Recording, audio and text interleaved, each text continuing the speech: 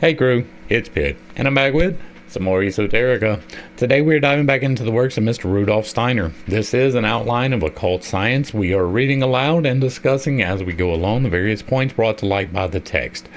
It is not the format for everyone, but people do find value in it, so you are more than welcome to tag along as we continue our exploration. Before we begin, however, if you are unfamiliar with me, any of my unconventional beliefs, or if at any point in time I lose you in the terminology, there will be several playlists linked in the corner above, in the box down below, along with the original source material and the link for my book where I teach you to do magic responsibly, so that you can get a better understanding of who I am and why I say the things that I do. With that being said, we are going to dive in and continue our exploration of an outline of occult science with part 4 of chapter 3. And again, I don't know if we're going to get through the entire chapter. We'll see how it rolls out.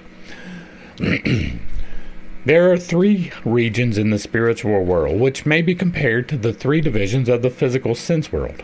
The first region is, in a certain respect, the solid land of the spiritual world. The second, the sphere of ocean and river. And the third, the atmospheric region.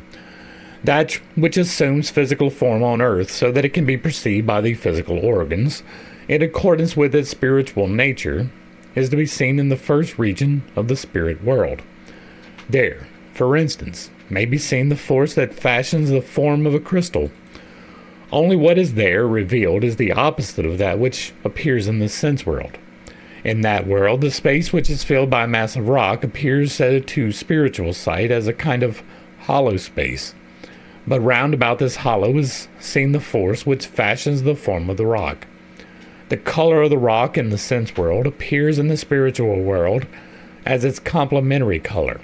Thus, a red stone is green when seen from the spirit world, a green stone is red, and so on. Other qualities also appear in their opposites. Just as stone, masses of earth, and like materials make up the solid land, the continental region of the world of sense, so do the strict structures described above compose the solid land of the spiritual world. I do not know that there is a lot of corroboration of this particular theory. There is plenty of testimonials of people using out-of-body experiences, far sight, things of that nature, right? Looking into the spiritual material realm. And there, as far as I am aware, are not any recollections of this in particular. Now, I read books. One of the books that I read is from Brandon Sanderson. He's got this Oath Keepers series, and this is an intricate part of that world. This is probably where he got it from, but I don't know that there's a lot of correlatives in the actual esotericism, right? We don't have, like we went through Blavatsky where they listed a whole lot of out-of-body experiences, right? Not in extreme detail, but this is one of the details that would have been mentioned in that. And there have been other instances where we've gone through and seen similar things, right? Out-of-body experiences, spiritual far sensing, and there is none of this. Like this negative reflection, right? If something is solid here, it is gaseous in the other world. Now, I don't believe in this other world in the way that is continuously reiterated through Steiner and all of these people, and that is coming from a single source, and that is understandable, but that doesn't mean that that source was entirely correct. To me, none of that is true because I haven't had experience with it, and that is fully acknowledging my bias in that, right? I am one of those people who cannot imagine things, and so if it doesn't appear to me in the state, then I'm not going to assume that it's there because I want it to be there. And so I'm just reiterating that there is no real reason to believe this, right? It can stand to reason, right? There is a logical process which goes into this understanding. And like we talk about colors all of the time. I use my phone case, right? This is not blue. This is every color except blue, and the blue is what is reflected, and you see it because it is not absorbed by the actual color. If this was blue, the color that would be absorbed from the white light would be blue, and everything else would be reflected. And so, in a way, that is what is being said here, right? The complementary colors are what you actually see. And that's understandable, but I don't know that it's confirmable. And by confirmable, I mean that as far as I am aware, and that's not to say that they don't exist, but we have not come across any descriptions outside of this particular spot where this is described in this way. And so that leads me to believe that maybe this was an extrapolation that was not necessarily true. It can be true, but again, we don't have confirmation from outside sources, and we have gone through quite a few outside sources. But if there is evidence, you can drop it in the box down below, and we will check it out.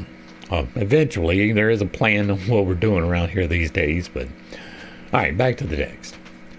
All that is life in the sense world belongs to the ocean region of the spiritual world. To the physical eye, life appears in its effects in plants, animals, and men. To spiritual vision, life is a flowing substance, like oceans and rivers, diffused through the spirit world. A still better comparison is that of the circulation of the blood in the body, for whereas seas and rivers are seen to be irregularly distributed in the physical world, a certain regularity and distribution of the flowing life reigns in the spirit world as in the circulation of the blood. This flowing life is simultaneously heard as spiritual sound. And see, again, this is one of those things, right? Well, I don't have any confirmation. That's what I'm going to put, right? To the physical eye, life appears in its effects in plants, animals, and men. Yes, you can see things grow over time, right? But to my spiritual vision, right, life is a flowing substance, but it's not like oceans and rivers. It's really not. It's like a magnet, right? We've gone over that. There is an emanation that happens from every living thing, and some things that are not considered living. There are magnetic auras around rocks, right? I have on the board back here, y'all really can't see it, but I've got magnets on my whiteboard, right? And they emit what is a magnetic field, and it flows out from a point and returns to the same point on the opposite end of the pole. And so it is continuously surrounded by flowing energetic energies. That is what is happening. That's what's happening continuously around you, right? It is not just this one thing, but it's everywhere. Everything is continuously, and it's not rivers flowing. There's some interchange, but to me, it's not like rivers. It's like giant puddles of individuation. And I don't know another way to, like, it's an aura for everything. And there is some interchange, but mostly it's contained for you. And so to me, this is not, again, going to be right. And again, there may be outside corroboration that I am unaware of, but I am unaware of it. The third region of the spirit world is its atmosphere. What is known in the physical world as feeling is also present there, permeating everything like the air on the earth. We must imagine a rushing sea of feeling, pain and sorrow, joy and rapture flow through this region, like wind and storms in the atmosphere of the physical world. Imagine a battle fought on earth. There, confront one another not merely human forms, as seen by the physical eye, but feelings opposed to feelings, passions to passions. Pain fills the battlefield just as much as do the forms of men. All that is seething there of passion, pain, and the joy of victory is not only perceptible in its effects as revealed to the physical senses. It may be seen with the spiritual senses as an atmospheric process in the spirit world. Such an event in the spirit world is like a thunderstorm in the physical, and the perception of these events may be compared to the hearing of words in the physical world. For this reason, it is said that as the air envelops and permeates earthly things, so do interweaving spiritual words pervade the beings and events of the spirit world. And again, that may be true, but it may not, and there is no way of confirming it. And still further observations are possible in this spirit world. What may be compared to light and heat in the physical world is there too. That which permeates everything in the spirit world, as earthly things and beings are permeated by heat, is the world of thought itself. There, However, thoughts must be regarded as living and independent beings.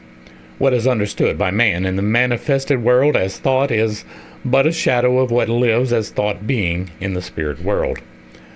Imagine thought, as it now exists in man, raised out of him as an active, energetic being, endowed with an inner life of its own, and you have a feeble illustration of that which fills the fourth region of the spirit world. In the physical world, between birth and death, what man understands as thought is but the manifestation of the thought world, as it is able to mold itself by means of the instruments afforded by the bodies. All such thoughts cherished by man that carry with them an enrichment of the physical world have their origin in this region. By such thoughts are meant not only the ideas of great innovators and men of genius, but those ideas found in every individual which he does not owe solely to the external world, but through which he, so to speak, transforms that world. Insofar as feelings and passions are concerned, the cause of which lies in the outer world, these feelings are perceptible in the third region of the spirit world, but everything which so lives in a man's soul as to make him a creator, influencing, transforming, and fertilizing his environment, is manifest in its original and intrinsic form in the fourth division of the spirit world. That which exists in the fifth region may be compared to physical light. In its archetypal form, it is wisdom in manifestation. Beings who diffuse wisdom throughout their surroundings, as the sun pours light on physical beings, belong to this realm. Whatever is illuminated by their wisdom stands forth in its true meaning and significance for the spiritual world, just as the color of a physical object is seen when the light falls upon it. There are still higher regions of the spirit world which will be described later in this work. Into this world the ego is plunged after death, together with the results it carries out with it out of physical life, and these results are still united with that part of the astral body which is not cast off at the end of the time of purification. In fact, only that part falls away which, in its desires and wishes, turned, after death, towards physical life.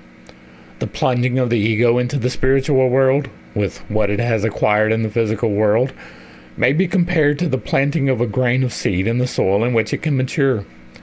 As the grain of seed draws substances and forces from its surroundings in order that it may develop into a new plant, so the condition of the ego, when implanted in the spiritual world, is one of development and growth. Hidden within that which is perceived by an organ, there lies the force whereby that same organ was formed. The eye perceives light, but without light there could be no eye. Creatures spending their life in darkness do not develop organs of sight. That is mostly true, right? There is atrophy that happens over generations if it is not used, but most of them at least have eyes, even if they don't work. Not all of them, I'm sure there are some without, but most of them, right? Many of the creatures that live underground have very, very tiny eyes, very little infrared that they can see, but they do still have eyes, like moles and things like that still have eyes. And so I don't know that there would not be an eye that is created, but whatever. Your eyes do give out light, though. That is one thing that I want to point out, that most people do not know. If you are in the room, in a dark room, completely without light, and you have a camera set up in the right way, you can capture the light coming from your eyes. Thus, the whole of a man's physical body is created out of the hidden forces of that which he becomes conscious through his bodily organs. The physical body is built up by the forces of the physical world, the etheric body by those of the life world, and the astral body is formed out of the astral world. Now, when the ego is transferred to the spirit world, it is met by just those forces which remain hidden to physical perception. What appear to man's view in the first region of the spirit world are the spiritual beings that are always surrounding him and that have built up his physical body. Thus, in the physical world, man perceives nothing but the manifestations of those spiritual forces which have formed his own physical body. After death, he is in the very midst of those molding forces, which, previously hidden, now appear to him in their true forms. In the same way, in the second region, He is in the midst of the forces by which his etheric body was organized, and in the third region there pour in upon him the potencies out of which his astral body was formed. The higher regions of the spirit world also direct him toward him, those forces from which he was built in the life between birth and death. All of that is speculative, and there is no way to prove any of that. I'm not going to try and argue against it. We have talked about my beliefs about it enough, and so we're just going to try and march through this, but yeah.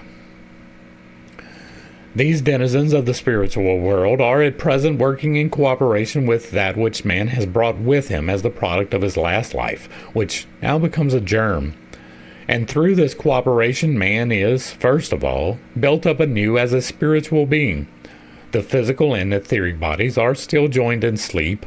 The astral body and the ego are, it is true, outside them, but still connected with them. Whatever influences the astral body and the ego receive in such a state from the spiritual world can serve only to recuperate the forces exhausted during the waking state.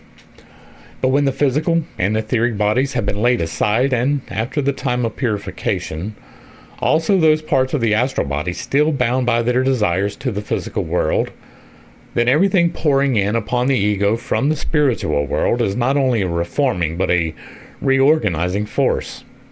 After a certain period, to be dealt with in later chapters, the ego again gathers round it an astral body which will be able to live in such an etheric and physical body as man possesses between birth and death. A man can once more pass through birth and renew his earthly existence, in which, however, will be incorporated the results of his former life. Until the rebuilding of his astral body, man is a witness of his reconstruction, as the powers of the spirit world are not manifested to him through external organs, but from within outward, like his own ego and self-consciousness. He is able to observe that manifestation as long as his attention is not turned to an outer world of perception. But from the moment that the astral body is reconstituted, his attention is turned outward. The astral body once more craves an outer etheric and physical body. It is thus turned away from the inner revelations. For this reason, there is now an intermediate state, during which man is immersed in unconsciousness. Consciousness can emerge again in the physical world only when the necessary organs for physical perception are formed. During this period, in which consciousness illuminated by inner perception ceases, the new etheric body begins to link itself to the astral man, and man can once again enter a physical body. In the linking together of these two bodies, only such an ego could consciously take part as had of itself created the life spirit and spirit man out of the creative forces hidden in the etheric and physical bodies. Until the individual has evolved as far as this, beings further advanced than himself in evolution must guide this linking together. The astral body is guided by such beings as these, to parents through whom it may be endowed with the appropriate etheric and physical bodies. Before the attachment of the etheric body takes place, something of very great importance happens to the man who is about to re-enter physical existence. In his former life, he created disturbing forces, which were revealed to him on the journey retraced after death. Let us again take an example. He caused some pain and an outburst of anger in the 40th year of his former life. After death, the other's pain came before him as a force which had interfered with the evolution of his ego. It is likewise with all such events of his former life. On his re-entrance into physical life, these hindrances to his evolution confront the ego anew.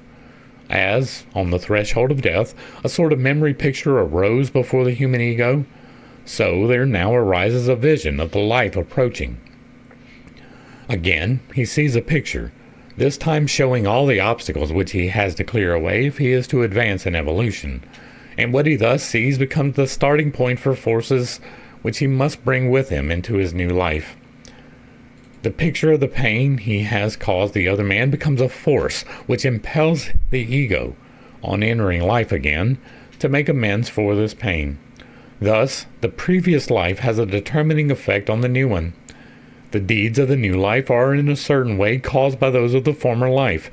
This connection following the law between an earlier and later existence is to be looked upon as the law of destiny. It has become usual to designate it karma, a term borrowed from Oriental wisdom. Now, I will briefly say that I do believe that we are here with intention, with purpose. We have lessons to learn, and that we agree to those lessons before we incorporate. The soul, being eternal, was somewheres, and it was somewheres with the other souls. And we all made decisions to help each other learn. Whether or not we take those opportunities to learn in the right way, that is completely up for debate. But everything that happens to you is happening with intention. And that lends into this, right? This seeing the pictures of your past life and determining the new ones that can play a part in it. Now, I don't know the exact mechanics of the between the lives, right? But it does appear that there is possibly some debt, right? Debt's a heavy word, but it's the most readily available, right? That this did indeed happen, that there was an instance where you caused great distress upon someone, and upon death, you see that you did so, and it weighs upon you, and so you have the choice to re-enter incarnation with the intention of clearing away that by being less aggressive, right? And your lesson will be to be less aggressive. But there are going to be people coming into your life that are going to test that, right? You don't just get less aggressive. You have to learn to be less aggressive. It is a continuous chain of making choices in the right direction. It gets easier the farther you go along. And that is the point, right? The point is to learn, not to pay a debt, but to learn, right? It's not a punishment. It is a choice to be here to learn that lesson. The hard part is that we have spiritual amnesia, so we don't remember making the agreement. And so here, we don't have that. We just have the temptation to do the wrong thing. Part of enlightenment is learning that you have the choice, that you've always had the choice, and that every time that you've made the choice in the wrong way, it was entirely up to you. Back to the text. The building up of a new set of bodies, however, is not the only task incumbent upon man between death and new birth. While this building up is taking place, man lives outside the physical world. That world, however, continues to evolve during this time. The surface of the earth changes in comparatively short periods of time. What aspect did those regions which are now occupied by Germany bear a few thousand years ago? When man appears on earth in a new existence, the earth rarely looks the same as it did during the last time of his last incarnation. During his absence from the earth, all sorts of changes have occurred. Now, hidden forces are also at work in this alteration of the face of the earth, proceeding from that very world in which man finds himself after death. And he himself must cooperate with these forces in the transformation of the earth. He can do so only under the direction of higher beings until, by the creation of his life spirit and spirit man, he has acquired a clear perception of the connection between the spiritual and its expression in the physical. But he takes part in the transformation of earthly conditions. It may be said that during the period between death and a new birth, man so transforms the earth that its conditions are in keeping with what he has involved in himself. If we look at a given place on the earth at a definite moment and see it again after a long lapse of time under entirely changed conditions, the forces which have wrought the change have proceeded from those who are now dead. And it is this kind of connection which exists between them and the earth until the time of rebirth. That is an awkward way of putting that. I'm not sure about that. There are consequences to actions, and sometimes your death can lead to changes in the environment. That is true, but more often your life leads to changes in the environment that will persist after your death. It's not really you changing the earth while you are dead. That is bringing a little bit too much power home to you, right? You are not the spirit of creation in its entirety. That would be Logos. And no, Logos has never been a man. And so you are almost certainly not Logos. You are a representation thereof, But again, Logos is not a man, but Logos is change, and change happens completely independently of any human interaction. And so while you can affect change, it is probably not going to be environmental after you are dead. But, I mean, clairvoyant observation sees all in physical existence the manifestation of a hidden spiritual element. That is true, right? I do have the ability, like, I can't foresee, right? That is something that I have not been able to willfully do. But I can see into the spiritual realm. I can flex my third eye and release the proper chemicals, and I can see the magnetic emanations of life. That's why I was talking about them earlier. They are surrounding everything, right? I see them around the trees and the grass and the rocks. And so it is there. It is something that you can see. Now, whether that is just me, I don't know, right? I have all of the variables, and any of them can be it, right? I'm left-handed. That puts me in a small subsection of the population. I have aphantasia. That's another small subset. I have hazel eyes that are heterochromious with blue, which is an exceedingly tiny section of the population. And so there are a lot of things that can set me apart. I don't necessarily believe that they do, but maybe, right? My eyes being a major one, right? I have a condition called heterochromia, which means that my eyes are two different colors. I have blue as the base, and then on top of that, I have hazel. Like, you can kind of see the rings around my eyes. Like, let me see if I can transition it for you. Like, you can see, if you look really closely, my eyes are two different colors, and that's what I'm talking about. And that may enable me to be able to see these things. I don't know. I mean, until there's independent corroboration, then we just have to deal with it. But this is one that other people have seen, and so I'd have a little bit more certainty asserting it. And I'm just pointing out that yes, you can absolutely see things, right? Maybe not to the extent that is being described, but definitely you can. To physical observation is the light of the sun, climatic changes, and so on that affect the transformation of the earth, but to clairvoyance it is the force of the dead that acts in the rays of light which fall on the plant from the sun. The clairvoyant sees how human souls hover about plants, how they change the surface of the earth, not alone upon himself nor upon the preparations for his own new earthly existence, is man's attention bestowed after death. No, he is called upon then to work upon the outer world, just as he is in life between the time of his birth and death. Not only does the life of man affect the conditions of the physical world from the spirit land, but vice versa. Activity during physical existence has its effects in the spiritual world. An example may explain what happens in this respect. A bond of love exists between mother and child. This love arises from a mutual attraction caused by the forces of the sense world. In the course of time it changes. A spiritual tie gradually grows out of the sense bond, and this spiritual tie is not created for the physical world only, but for the spirit world as well. The same applies to other ties. Whatever is created in the physical world by spiritual entities continues to exist in the spiritual world. Friends who are closely united in life belong to each other in spirit land also, and when their bodies are laid aside, they are in much more intimate communion than during physical life. For as spirits, they exist for each other in the same way as, in the above description, spiritual beings reveal themselves to others by inner manifestation. And a tie created between two persons bring them together again in a new life. Thus, in the truest sense of the word, we may speak of finding one another again after death. What has once happened to man between birth and death, and from then till a new birth, repeats itself. Man returns to earth again when the fruit he has earned in physical life has ripened in the spirit world. It is not, however, a case of repetition without beginning or end, but man has emerged out of other forms of existence and passed into those which run their course in the manner just described. And he will again in the future pass into other forms.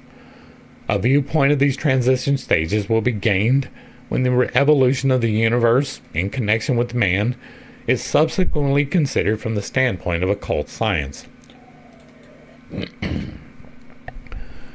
The occurrences between death and new birth are, of course, still more concealed from outer sense observation than is the spiritual foundation underlying manifested life between birth and death.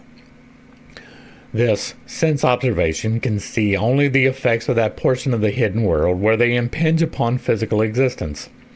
With regard to this, the question must arise whether man, on entering this life at birth, brings with him any results from the events described by occult science as having taken place between his last death and rebirth. If one finds the shell of a snail in which there is no trace of the animal, he will, in spite of that, recognize that this snail shell was formed by the activity of an animal, and he cannot believe that the shell constructed a form for itself by means of mere physical forces. In the same way, one who studies a man during life and finds something in him which cannot be due to this life might reasonably admit that it arises from what occult science describes, if by doing so an explanatory light is thrown on to what is otherwise inexplicable. Here, too, the unseen causes might appear intelligible to rational sense observation from their visible effects, and whoever observes life with absolute impartiality will find that with every fresh observation this appears to be more and more true. The important question, however, is how to find the right point of view from which to observe their effects in life. Where, for example, are the effects of that to be found which occult science describes as incidents of the time of purification? How are the effects of the experience which, according to occult investigations, man undergoes in purely spiritual regions, manifested after this time of purification? Problems enough press upon every serious and profound student of life in this domain. We see one man born in want and misery, endowed only with inferior abilities, so that, on account of these facts which are incident to his birth, he appears predestined to a miserable existence. Another, from the first moment of his life, is tended and cherished by loving hands and hearts. Brilliant talents are unfolded in him. His gifts point to a successful and satisfactory career. Two opposite views may be taken when met by such questions as these. One will adhere to what the senses perceive and what the understanding, relying on these senses, is able to comprehend. This view will admit no problem in the fact that one man is born fortunate and the other unfortunate. Even if the word chance is not used, there will be no question of thinking that such things are brought about through any law of cause and effect. And with regards to talents and abilities, such a view will consider them as inherited from parents and grandparents and other ancestors. It refuses to seek the causes in spiritual events which the man himself met with before birth, regardless of heredity, and by means of which he shaped his talents and abilities. Another view would find no satisfaction in such an interpretation. It would assert that even in the manifested world nothing happens in definite places or surroundings without our having to presuppose causes for the event in question. Even though in many cases such causes have not yet been investigated, they are there. An alpine flower does not grow in the lowlands. Its nature has something which associates it with the alpine regions. Just so, there must be something in man which determines his birth in a certain environment. Causes belonging to the physical world alone are not sufficient to account for this. To a more profound thinker, such an explanation appears in somewhat the same light as when one has dealt another a blow, the motive for which is not attributed to the feelings of the one, but is to be explained by the physical mechanism of the hand. Any explanation of abilities and talents solely by heredity is, to such a viewpoint, equally unsatisfactory. It is true, one may say, see how certain talents are inherited in families. During 2.5 centuries, musical talents were inherited by members of the Bach family. 8 mathematicians sprang from the Bernoulli family, to some of whom quite different occupations were assigned in their childhood, but the inherited talents always drove them to the family vocation. It may be further pointed out how, by an exact investigation of the line of ancestry of one person, In the way or another, the gifts of this person have shown themselves in the forefathers, and only represent the sum of inherited talents. Whoever holds the latter of the two views above indicated will be sure not to let such facts pass unnoticed, but to him they cannot mean the same as they do to one who relies for his interpretation on the events of the world of the sense alone. The former will point out that the inherited talents can no more of themselves combine into a complete personality than can the metal parts of a watch fit themselves together. And if objection is made that the cooperation of the parents may possibly produce the combination of talents, that this, as it were, takes the place of the watchmaker, he will reply, "Look impartially at what is new in every child personality, at that which is absolutely new, that cannot come from the parents, for the simple reason that it does not exist in them." Inaccurate thinking may create much confusion of this domain. It is still worse when those who hold the second view are set down by the supporters of the first as opponents of what is, after all, borne out by ascertained facts. But it may well be that the latter have not the slightest intention of denying the truth or value of those facts. For instance, they see that a definite mental aptitude or predisposition is inherited in a family, and that certain gifts accumulated and combined in one descendant result in a remarkable personality. They are perfectly willing to acquiesce when it is said that the most celebrated name seldom stands at the beginning but at the end of a line of descent. But it should not be taken amiss if they are compelled to form very different opinions on the subject from those of people who are determined to accept nothing but material evidence. To the latter, it may be said that it is true that a man shows the characteristics of his ancestors because the spirit soul, which enters upon physical existence at birth, draws its bodily substance from that which heredity bestows on it. But this says nothing more than that a being shows the peculiarities of the body into which it is descended. It is no doubt a trivial comparison, but the unprejudiced person will not deny its justification when one says that a human being who shows the qualities of his forefathers proves the origins of the personal qualities of that human being as little as the fact that man is wet because he has fallen into the water proves something regarding his inner nature. And it may be said that if the most celebrated name stands at the end of a line of family descent, it shows that the bearer of that name needed that particular ancestry to build the body necessary for the expression of his whole personality. But it is no proof that his actual personal qualities were transmitted to him. Such a statement is, on the contrary, opposed to sound logic. If personal gifts were inherited, they would be found at the beginning of a line of descent, and starting from that point be transmitted to the descendants. As, however, they stand at the end, it is evident that they were not transmitted. That is a fallacious way of thinking. We now have the understanding of gene transmission, right? Darwin helped us get to the understanding, the origin of the species and natural selection. Evolution within the species is absolutely a thing. Evolution between the species I have somewhat of a problem with. We've discussed it elsewhere. We're not going to get into that today, but microevolution absolutely works. The problem with this is that we understand recessive traits these days, and recessive traits may not manifest themselves for several generations. Now, part of this is a misunderstanding of genealogy in totality, because dating back to the beginning of an ancestral line is not necessarily dating back to the beginning of that ancestral line. It's just as far back as you can physically trace it. And so there may have been traits farther back in that line that were showing what you were trying to show, and therefore not completely logically sound.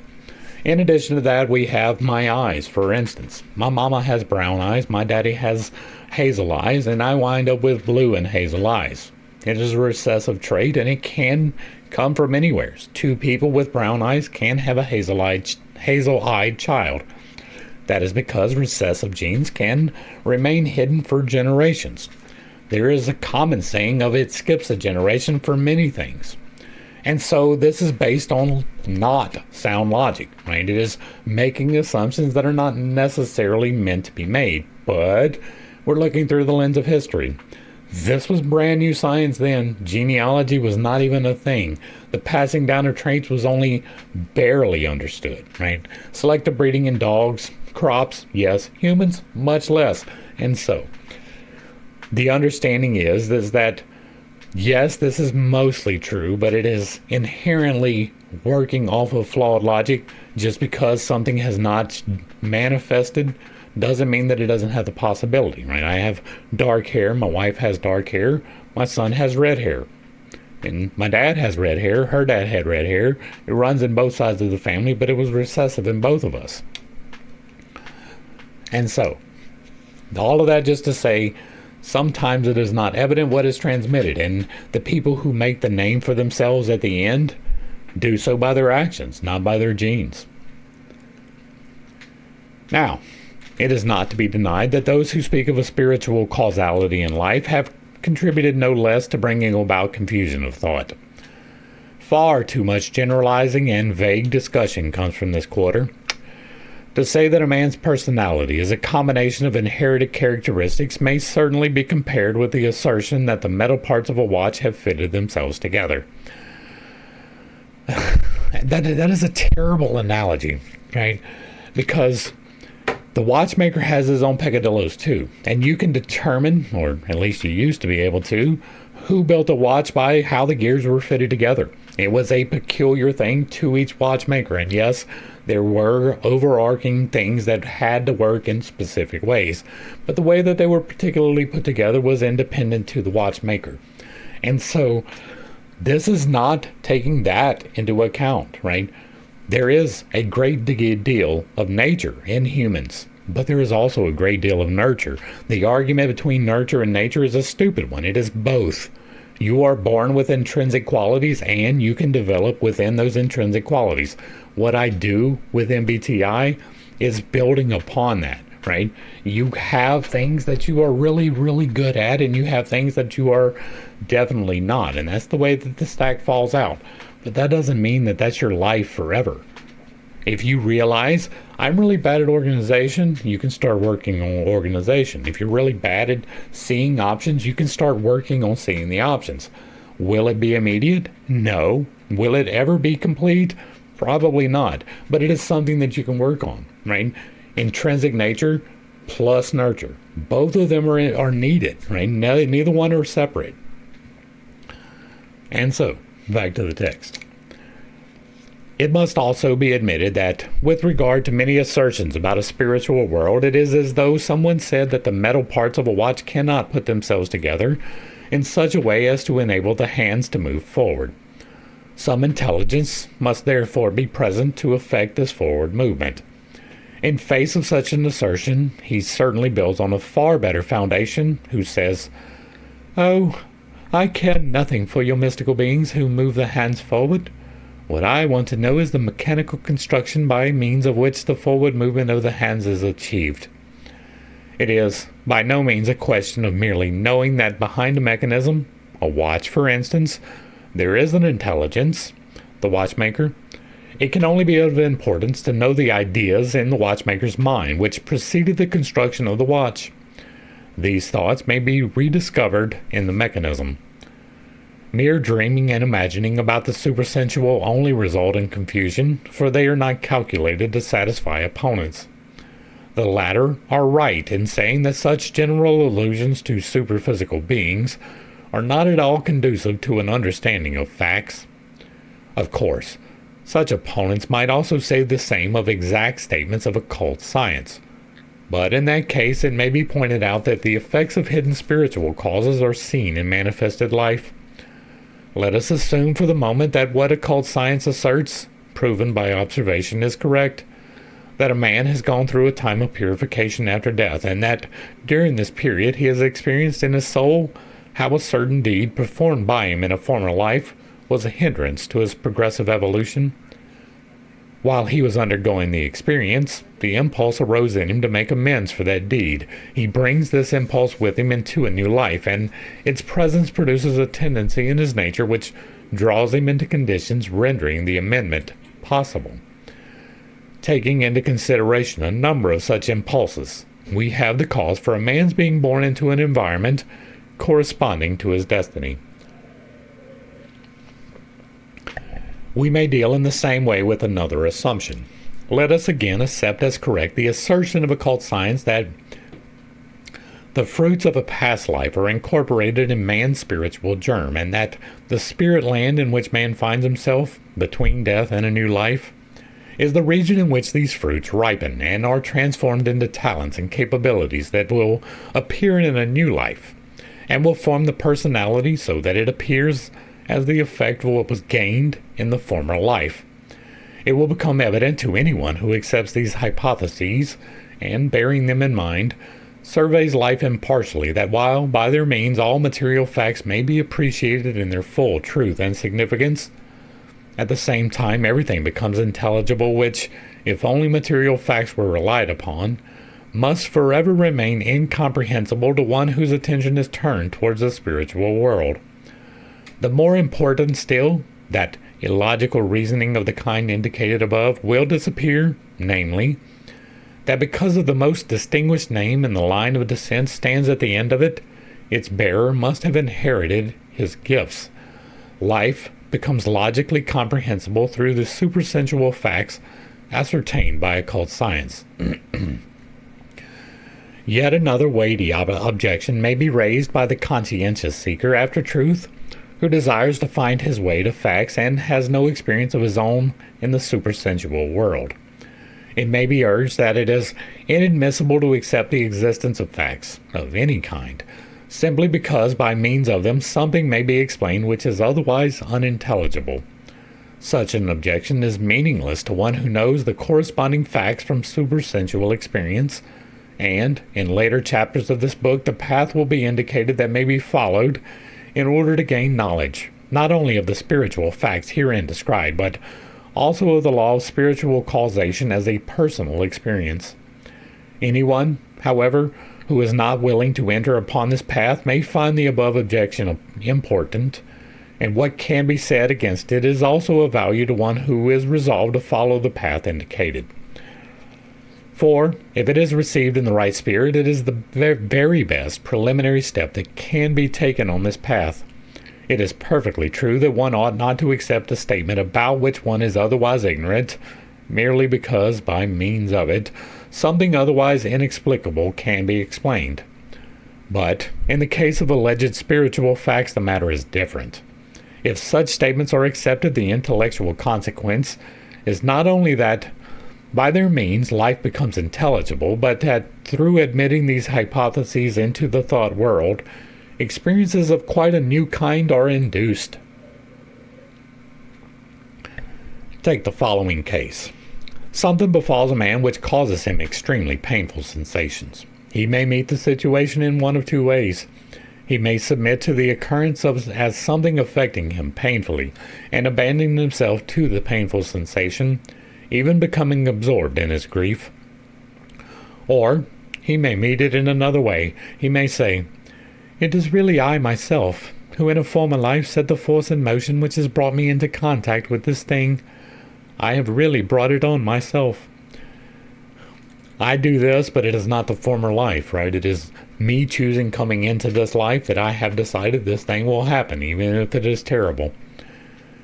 He may then awaken in himself all of the feelings which such a thought brings in its train. It goes without saying that the thought must be entertained with perfect seriousness and with the utmost possible force if it is to have such consequences in the life of sensation and feeling. One who succeeds in this will meet with an experience which may be best illustrated by a comparison. Let us suppose that two men have each a stick of sealing wax in his hand. One begins reflecting upon its inner nature. These reflections may perhaps be very wise, but if the inner nature did not show itself in any way, someone might easily retort, "That is all imagination." The other, however, rubs the sealing wax with a woolen rag, and then shows that it attracts small particles. There is an important difference between the thoughts which have passed through the first man's head and his reflections, and those of the second. The thoughts of the first man had no actual result. Those of the second have called out a hidden force, consequently something real. The same thing happens with regards to the thoughts of a man in whose mind the idea arises that in a former life he has set going within himself the force which causes him to experience a certain event. The mere conception of this stirs up strength within him, which enables him to face the event in quite a different manner from that in which he would have met it without entertaining such an idea.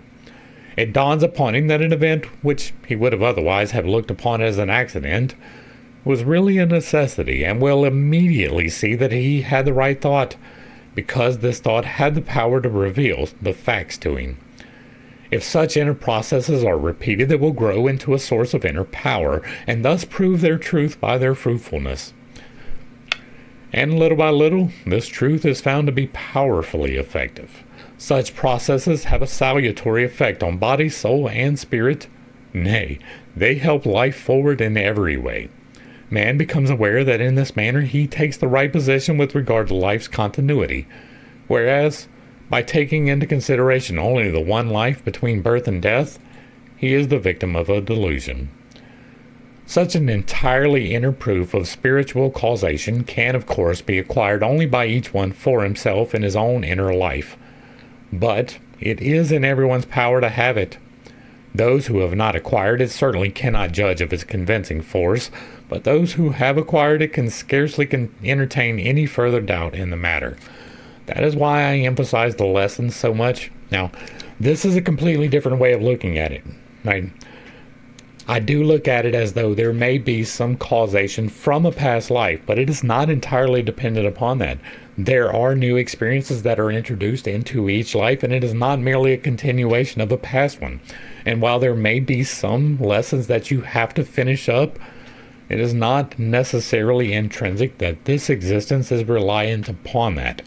And what is being intimated here is that that is so, that it is required that this past life be the precedent to this new experience. And that's not true, right? It can be, but it's not necessarily so, and so it is an assumption. And there is no reason for surprise that this should be so. It is only natural that what is so wholly bound up with the constitution of man's innermost being and personality can be adequately proven only by inner experience. On the other hand, it cannot be alleged that because such a matter corresponds to inner experience, it must therefore be settled by everyone for himself, and that it is no subject for occult science. It is certain that everyone must undergo the experience for himself, just as each must see for himself the proof of a mathematical problem. But the path by which such an experience may be gained is open to all, just as the method of proving a mathematical problem is available to everyone. I have tools linked in the corner above. It ought not to be denied, apart from clairvoyant observation, of course, that by means of the force-producing power of the corresponding thoughts, the just cited proof is the only one which stands firm before all unprejudiced logic. Yeah, I think I just kind of disproved that, right? He is saying that this is the only thing that logically makes sense, and we just showed that it is not necessarily logically consistent. Yes, there are past experiences that do influence, but it is not an intrinsic thing. All other considerations are no doubt very important, but what I say, that takes that into consideration. You make the decision for this life, right? Even the bad parts, you are making the decision to relearn the lesson from the past life, if that is the influence. Right? It is a current situation as opposed to something that you are not in control of. All other considerations are no doubt very important, but in all of them there will be something on which an opponent might seize as a point of attack. Hit me with it. Hit me with it. I am willing for that. I am willing to make videos on that. Surely, one who has acquired a fairly impartial way of looking at things will find something in the possibility and actual fact of man's education, which has the power of logical proof that a spiritual being is struggling for existence within the sheath of the body.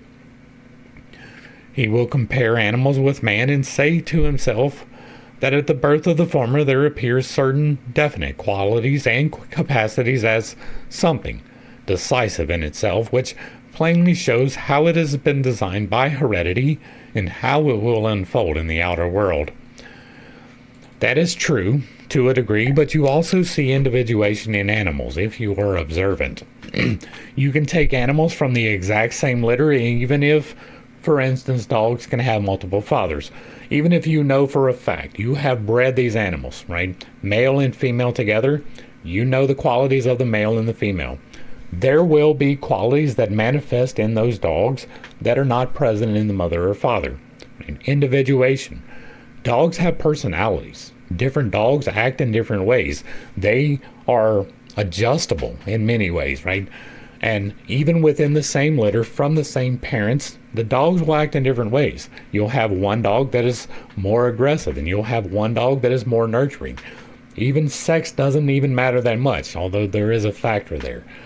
And so there is individuation within the same thing from heredity. But we have seen that Mr. Steiner did not have the best consideration for animals. His observation in that particular area was not sufficient. We have seen that already in this study. We see how a young chicken carries out life's functions in the appointed way from his birth, but by means of education, something comes in touch with man's inner life, which is independent of any connection with his heredity, and he may be in a position to assimilate the effects of such external influences. The educator knows that such influences are met by forces coming from man's inner nature. If this is not the case, all instruction and training are meaningless. The unprejudiced educator finds the boundary line between inherited talents and those inner forces of man himself, which shine through them and originate in former lives, to be very sharply marked. It is true we cannot bring forward such weighty proofs for things of this kind as we can for certain physical facts, by means of scales, but then these are just the intimate things of life, and one who has the power to appreciate such impalpable proofs will find them convincing, even more convincing than palpable reality. That animals may be trained and thus to a certain extent acquire qualities and capacities by education is no objection to one who is able to see reality, for apart from the fact that transitional stages are met with all over the world, the results of training an animal by no means fade away with its individual existence, as is the case with man. What is more, the fact has been emphasized that faculties acquired by domestic animals through intercourse with man are transmitted, that is to say, continue in the species, not in the individual. We have already dealt with his complete misunderstanding of that entire process. Go back to the video in here where we're talking about dogs. It's in the thumbnail. Darwin describes how dogs fetch and carry without having been taught to do so or without having seen it done. And yes, some of them do. Some of them don't. Even within the same litter, right? There is the whole saying that dog won't hunt, right? That is what? Right? That is not his nature, right? His nature was to hunt. That is something intrinsic within him that is different from the rest. Who would make such an assertion with regard to human education? Now, there are thinkers whose observations have led them beyond the opinion that man is built purely by purely inherited forces from without. They rise to the thought that a spiritual being, an individuality, exists before life in the body and fashions it. But many of them find it impossible to conceive that there are repeated earthly lives. I do not have that problem. And that the fruits of former lives are molding forces during the intermediate state between these two lives. That is an assumption that you make, and it may indeed be true, but it may not, right? There are many things that are asserted that are not necessarily true in this study, and this is one of them. Again, just to reiterate, it is entirely possible to have influences from a previous life when you make the decisions in this one. But there are new decisions that are not necessarily intrinsic to any previous existence. If you have learned some lessons, then you have room to learn some lessons. And so there can be things that are completely separated from it. And yes, there can be some molding effects, but his assumption is that is the entirety of it, right? All of it comes from that, with few exceptions. And that is just simply an assumption that you were making with no real reason to make that assumption. Let us take for one instance from among the ranks of these thinkers, Emanuel Hermann Fish, son of the great Fish, in his Anthropology, gives the observations which led him to the following conclusions. Parents are not the generators in the full sense of the word. They supply organic substance, and not alone this, but also that immediate element of mental and sense nature which appears in temperament, coloring of character, definite tendencies, and so on, the common source of which proves to be the imagination in the wider sense indicated by us. In all these elements of personality, the mingling and particular combination of the souls of the parent is unmistakable. It is therefore a perfectly well-grounded assertion that this combination is simply the result of procreation, even if we regard procreation, as we must do, as really a soul process. But the real, ultimate center of the personality is just what is lacking here. For a deeper and more searching observation reveals the fact that even those peculiarities of disposition are but a covering and an instrument for the containing of the individual's really spiritual and ideal capabilities, and are qualified to aid these in their development or to hinder them, but in no wise able to originate them. It is further stated in the same work, every individual pre-exists as regards the fundamental form of a spirit, for no individual, from a spiritual point of view, resembles another, just as no species of animals resembles another species. These thoughts reach only far enough to allow a spiritual being to come into the human body, but as the forces shaping such a being are not derived from causes existing in former lives, it would be necessary that each time a fresh personality appears, a spiritual being should come forth from a divine first cause. That is not necessarily the outflow of that, right? That is an assumption that you make because of your predisposition for the karmic bounds. That is not necessarily true, right? It would be necessary that each time a fresh personality appears, like, you're suspecting that that is a fresh personality, but it can be a fresh decision made as you incorporate. With this hypothesis, there would be no possibility of explaining the relationship which certainly exists between the potentiality struggling out of man's innermost being and that which is forcing its way thither from his external earthly environment during life. Man's innermost being, issuing in the case of each single person from a divine first cause, would find what confronts him in the earthly life quite strange and foreign. Only then would this not be the case, as, in fact, it is not, if there had already been, a connection between the inner man and the outer world, and if the inner man were not living in it for the first time. The unprejudiced educator may undoubtedly observe clearly that he impresses the consciousness of his pupil with something taken from life's experiences, which in itself is foreign to his merely inherited qualities, but which, however, appears to him as if the work out of which these experiences arise had been done by him in the past. Only repeated lives on earth, in conjunction with the facts set forth by occult science as taking place in spiritual regions between the two earthly lives, only this view can afford a satisfactory explanation of present human life looked at from every side. Only this is a big word. I have a different one. I maintain it as speculation, but it definitely does the same thing without the undue considerations. I say expressly present human life, for occult investigation shows that the cycle of earthly life certainly had a beginning, and at that time man's spiritual being, which later entered a bodily frame, existed under different conditions. In the following chapter, we shall go back to this primeval condition of human existence, when it has been shown from the reports of occult science how human beings received their present form in connection with the evolution of the earth. It will be possible to indicate more precisely how the spiritual germ of man's being descends from superphysical worlds into a bodily form, and how the spiritual law of causation, or human destiny, is developed. And that is going to bring us to the end of Chapter 3. Hopefully I brought a little bit of enlightenment and not too much confusion to a somewhat difficult series of topics. I understand I hold some unconventional beliefs, and I have a tendency to step on toes when I relay those. It is not intentional, but I do not apologize for it. I have my own alternative theory, right? Karma does play a part. Absolutely. I'm not denying that at all, but I do not believe that it is the main driver. I don't believe that it is a debt that you are holding as much as a lesson that you did not learn. The lesson could be charity, and you come back feeling greedy and need to learn charity. The lesson could be lust, and you come back feeling lustful and need to learn some chastity.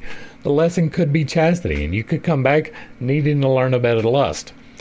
There is balance to be stricken between all of the virtues and the vices, and our journey here is a continuous journey to do that. Just in the same way that you can develop the stack and become better at everything, you can develop spiritually and become better at everything. And your perception of things absolutely does make a big difference in it. You can look at it this way, right? Many people have, millions of people across the world through history have looked at this in exactly this type of a way. I look at it a little bit differently because I take a more proactive viewpoint of things, right? My revelation is that you are responsible for this incarnation in large part, right? You chose to be here. It's not just some cycle that you're a part of. You could end it. You choose not to. It's not a prison planet where you're constantly being recycled so that they can harvest energy from you. There is energy that is harvested, but you can put a stop to that too. And you are in control of your destiny. Where you go is entirely dependent upon your decisions. Those decisions are influenced by things, I believe, that you decided prior to coming here. If you are unfamiliar with me, I've gone through some challenges in my life. I have videos on the origin story, and I suffered a lot of abuse. Right? Physical, sexual, mental, name it. I've been there, right? And I believe that I chose all of that, and that's a hard thing for people to understand. I'm not saying that I chose to be raped, although that did happen. I chose to be the temptation, and that temptation was to not do the thing, but he didn't resist, and therefore there was a whole chain of events that I willingly chose to participate in. Many of my issues that I have had to overcome through my life stem from that particular area in my life. But that is so that I can grow. That is so that I can become a better human. And I have, at least in my own estimation. I'm out here trying to help other people discover that for themselves. And you can look at it this way and find that, but I find that my perspective is a little better. It is taking authority for your own decisions here and not relying upon this chain of things that you don't have control over, right? You may not even recognize. But if you can start recognizing the challenges as learning opportunities, it really does change your life. It has for me in a multitude of ways. And that's where I'm going to leave this. Hopefully, I brought a little bit of enlightenment. If you like what I'm doing over here, let me know down below. Give me a like, a share, a follow. Throw me a comment if you agree or disagree with anything that was stated. Put it in the box down below. And if it remains respectful, it gets to remain up. If you really like what I'm doing over here, hit me with that super thanks. Consider joining for a membership or picking up a copy of the book where I teach you to do magic responsibly. To the crew, thanks for hanging out. I appreciate every single minute that you were here with me, and I am praying for you every single day. Until next time, I love you. God loves you. You are perfect, whole, and complete, just the way that you are. And this has been Pitt State. Peace.